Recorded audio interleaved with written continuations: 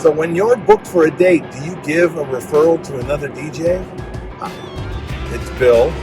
Welcome to Creative License, and thank you so much for being so kind to the sponsors that I have for this little show. You know them as Electro Voice, DJ Event Planner, Promo Only, DJ NTV, and of course my workshop, The Entertainment Experience. And I actually am going to be making some workshop opportunities available in Las Vegas coming up in February. If you want to know more about it, reach out to me on a private message or email me at bill@billherman.com.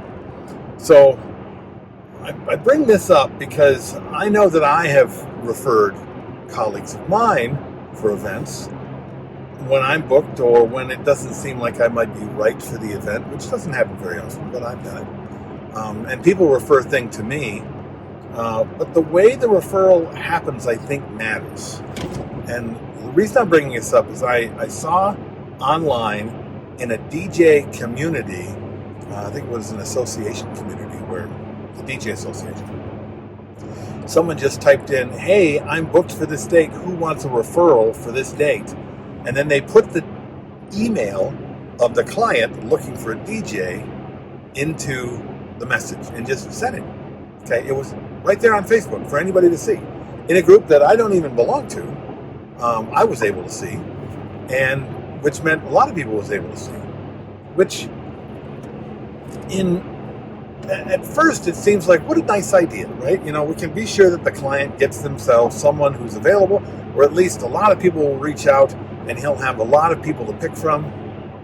But when the problem is if you say to a client, "I can get somebody for you, I'll find you a referral," what he is hoping for, especially if he reached out to you first, is that you're going to give him a referral that you believe in, that you vetted, somebody that you know is good, is going to give them the kind of quality service that at least you expect that they're going to be happy with. Maybe not exactly how great you are, but at least, you know, someone is a pro, because your colleagues, the people that you recommend, would at least come in as good as you, you know, or at least as professional as you.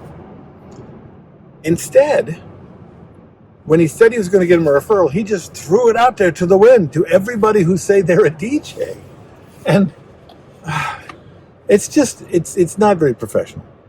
And sadly, it's because there's very few people in the world of DJs that are professional. If you're watching this, you're in a rare minority that you care enough about what you do that you're going to take on advice and try to get better and things like that. Most guys, they're DJing the way I did when I first started.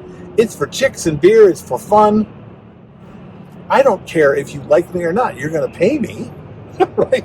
I'm going to show up when I want. I mean, I did all that stuff.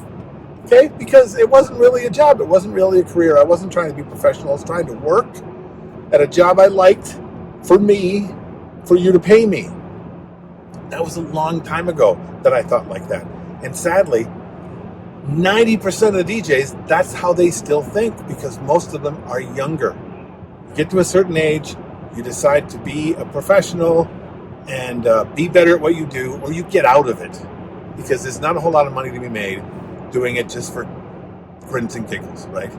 So if the client saw that, and even if somebody who's not a client sees that, that's kind of what they're saying. You've told the guy, and the reason he called you is because you're one in a million.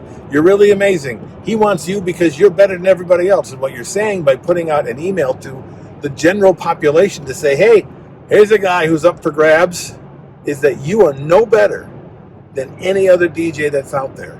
We're all exactly the same. So it was kind of a waste of your time to call me anyway. You could have just called around for the cheapest guy, because we're all exactly the same. That's what that guy said when he did that. Is that what you want to say? What should I do? Or what do I think you should do?